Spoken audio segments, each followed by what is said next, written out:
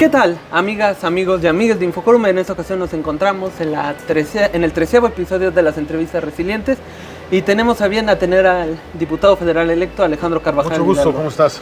Mucho gusto, diputado, muchas gracias. Y bueno, para iniciar de lleno, ya sé que ya pasaron algunas semanas, pero sigue discusión, ¿qué significaron los resultados electorales del 2 de junio? Significan, tienen un contenido político y social muy importante, en el cual quieren que la gente, la sociedad en general, que continúe un proyecto diferente, que inició desde antes del 2018 y que generó mucha expectativa y la gente notó un cambio. Y sobre todo la oferta política del presidente fue cumplida. Y cuando un político cumple con parte de sus propuestas, la gente responde. Las mayorías en la Cámara de Diputadas, diputados, en el Senado, ¿qué implica para Morena y sus aliados? Primero implica una gran responsabilidad de poder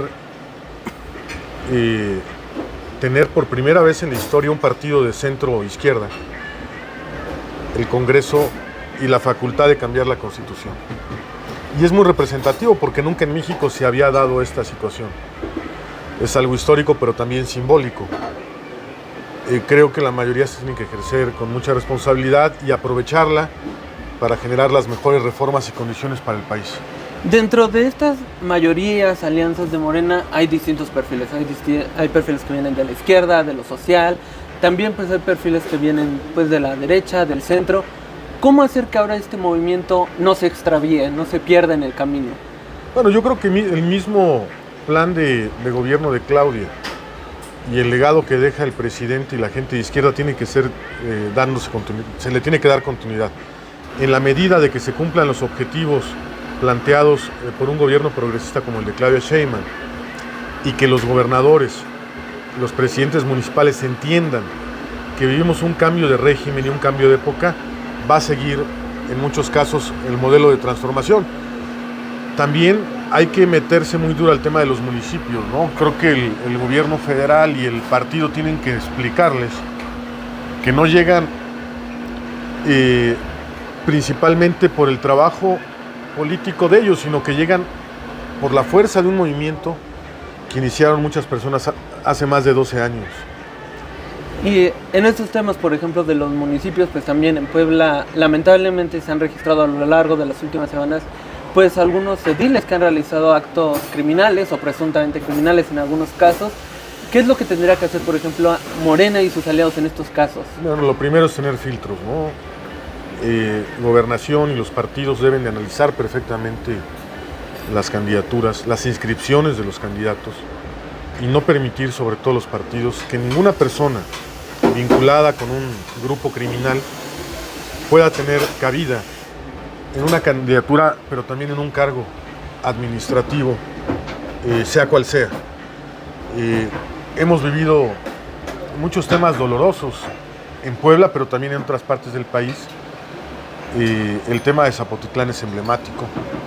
Ya se habían dado avisos de esto y desgraciadamente sucedió lo que no queríamos que sucediera. Y en caso de otros municipios, también hay esos focos rojos, ¿no? El tema de Izúcar de Matamoros con violencia, etcétera. Lo que nos queda es, como movimiento, como partido, pues tener extremo cuidado en los perfiles que sean elegibles. Hace rato mencionaba algo que fue, en su rueda de prensa mencionó varias cosas interesantes, pero por ejemplo el tema del agua, mencionaba que inclusive es un tema tan vital sobre la reforma del Poder Judicial. Y sí se han visto cómo es que diversas empresas, tanto nacionales como transnacionales, han sido abusivas a la hora de explotar los recursos, a la hora de contaminar. ¿Qué es lo que tiene que hacer los gobiernos para evitar estos hechos, que sin duda alguna son abusos totales a diversas comunidades? Mira, el tema del agua es que no hay gobierno, no hay una responsabilidad de las autoridades federales, es decir, no se ha organizado el tema del agua para que haya una supervisión, un control y toma de decisiones. Se vive una anarquía por el tamaño del territorio nacional, pero también por la falta de supervisión de las autoridades federales y en su caso que se delega la responsabilidad en los estados conforme a la Constitución. y en municipios.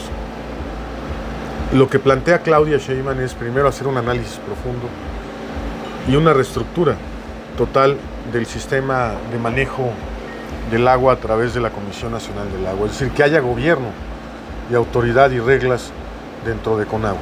A partir de esto se puede lograr o se podría lograr que estados y municipios también, bajo nuevas reglas, entiendan la importancia pero apliquen también las leyes. Es grave, la sequía avanza hasta en un 60% en todos los municipios del país,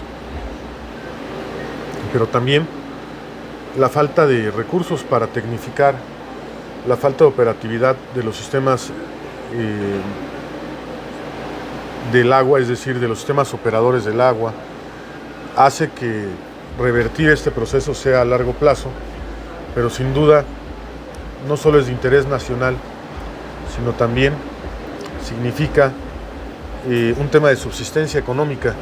La inflación en los productos del campo ha llegado a niveles alarmantes con el cilantro, con el limón, con el aguacate, y se prevé que aunque ahorita llueva, las principales presas y cuencas no se podrán llenar. Necesitaríamos otros 6 periodos similares de lluvia para poder lograr estabilizar la sequía, pero sobre todo la erosión, que la erosión no se revierte con la lluvia, se revierte con tratamiento del suelo y con métodos de restablecimiento de las tierras. Hace rato también en su rueda decía, y cito, señalaba que, por ejemplo, la toma de Bonafonda hace año y medio tuvieron que tomar por sobrevivencia. Y también a esto decía, por ejemplo, en el tema ahora de Granjas Carroll, que tuvieron que morir 2 personas e inclusive pasar más de 15 años para empezar a tomar acciones. Es en este punto en el que pues muchos nos preguntamos, pues los gobiernos si van a empezar a trabajar en ello, porque pues sin duda alguna como bien lo dijo hace rato, es un tema de sobrevivencia. Mira, yo creo que ya están las alertas, ya cada vez más, y a lo mejor en algunos municipios falta conciencia, pero creo que la sociedad está jugando un papel cada vez más determinante en la visibilización de los conflictos, en la participación social y también la resistencia civil. Hemos visto que los conflictos que se han logrado visibilizar y parar o frenar momentáneamente es por la presión social, no ha sido porque la autoridad reguladora cancele o clausure, sino ha tenido que salir la sociedad para poder frenarlos mediante la resistencia civil. Debido a que en muchos casos estas empresas tienen un poder descomunal, un poder económico, o también muchos gobiernos tienen miedo de que se pierdan empleos cuando se paraliza algún centro productivo. Ok, y ahora dentro de Morena, si bien la oposición de Morena se ha visto sumamente disminuida, hay ahora quienes dicen que la pelea, la lucha va a ser de manera interna dentro de Morena. ¿Usted cómo ve que van a ocurrir estos procesos, diputado? Bueno, siempre que un partido crece y se vuelve, no podría decir un partido de Estado porque el modelo es diferente, pero sí un partido dominante, tiende a tener conflictos internos cada vez mayores porque los espacios y algunos grupos se ven desplazados. Es normal, siempre sucede eso, ¿no? Y también porque mucha gente que estaba en la oposición entra al partido dominante en el poder, que en este caso es Morena. Entonces no hay que espantarnos, hay que entenderlo como una cuestión normal de naturaleza del poder. Lo que sí hay que hacer es mediar entre los que entran y entre los que están para que haya un equilibrio y espacio para todos. Lo que ha sucedido en Morena en muchos casos es que los que han entrado han desplazado a los que están y eso también no es conveniente para ningún movimiento. Se necesita buscar un equilibrio para los que están y para los que no están. ¿Y qué es lo que tendría que hacer Morena para no perder justamente a esa base social, activista? Los órganos directivos tendrían que buscar mediar ante los gobiernos para que tengan espacios los militantes y los órganos directivos también tienen que establecer un método más suave de elecciones para que más militantes y simpatizantes puedan ingresar a los cargos o puestos públicos. Desgraciadamente con los métodos actuales de encuesta solamente la gente que tiene pues presencia territorial y económica principal puede acceder a una encuesta o ganarla. o un cargo. Lo que se busca es que haya un equilibrio entre esto y que los métodos sean diferentes. Ahora, en esto, por ejemplo, han habido perfiles de la alianza como Fernández Noroña que ha denunciado que pues, no hay un respeto a los acuerdos realizados y demás situaciones. ¿Cómo evitar que esto pueda fracturar el movimiento? Bueno, siempre ha habido estas diferencias.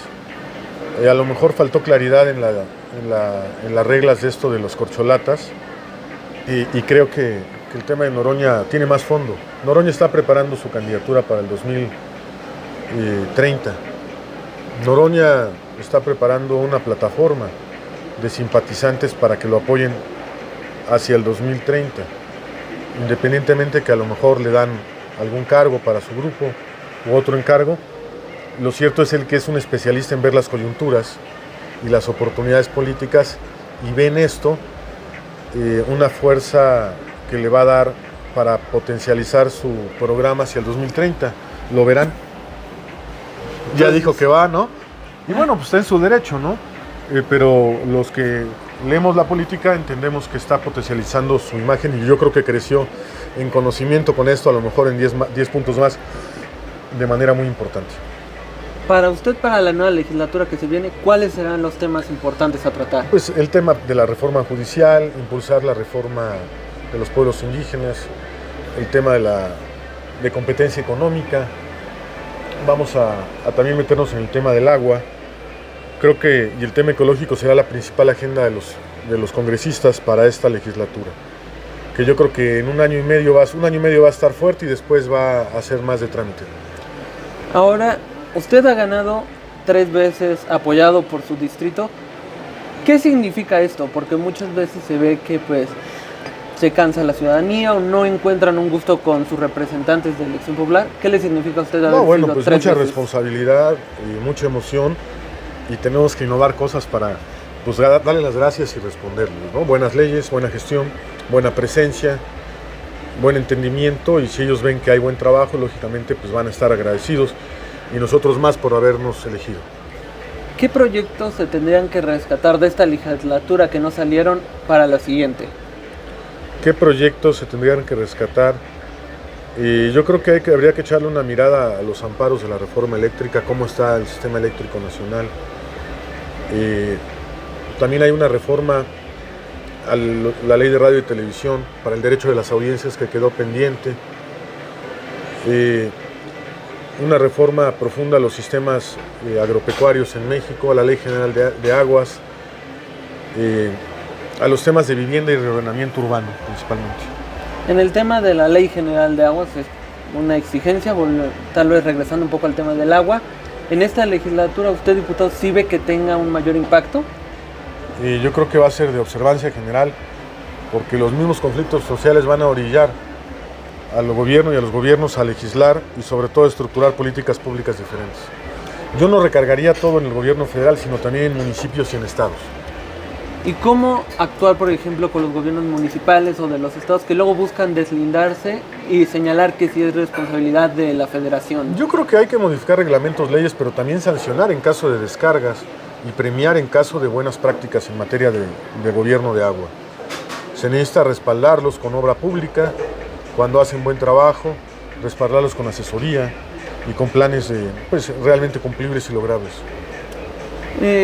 A lo largo de los últimos años ha estado en discusión, que creo yo que es parte de la pregunta del millón. Para usted, ¿la ciudadanía está politizada o polarizada? Está polarizada porque siempre ha habido diferencias económicas y de clases en México. No es que el presidente lo haya polarizado, sino la polarización existe de entrada porque tenemos 60 millones de personas en pobreza. Eso ya te habla de una polarización natural. Segunda, por la discriminación. Yo lo llamo que esa es la polarización que existe en las diferencias. Y politizada creo que es un proceso hasta que se lleve a cabo una reforma educativa más profunda, será más politizada. Pero está en un proceso incipiente de interés por los temas públicos. Sin duda alguna, cual sea el gobierno que esté en el poder, necesita una buena oposición, necesita una oposición responsable. Ahora, pues usted al ver en el punto en el que está, ¿qué es lo que tendría que hacer la oposición? Bueno, hay que ellos le midan, ¿no? No, pues para ser oposición hay que ser oposición y ellos nunca habían sido oposición. Recordemos que el PAN y el PRI siempre jugaban en las mismas ligas. Entonces realmente no había oposición. La única oposición fue el PRD y los movimientos sociales en su momento. Morena cuando surge. Entonces la oposición, para que entienda y aprenda a ser oposición, quizá tarde unos 6, 12 años. Pero no hay que confiarse. La derecha en México y en Puebla siempre está viva. Tienen estructuras y ante fallas de nosotros pueden revivir en algunas zonas. ¿Cómo observa la pérdida del PRD? Pues es triste.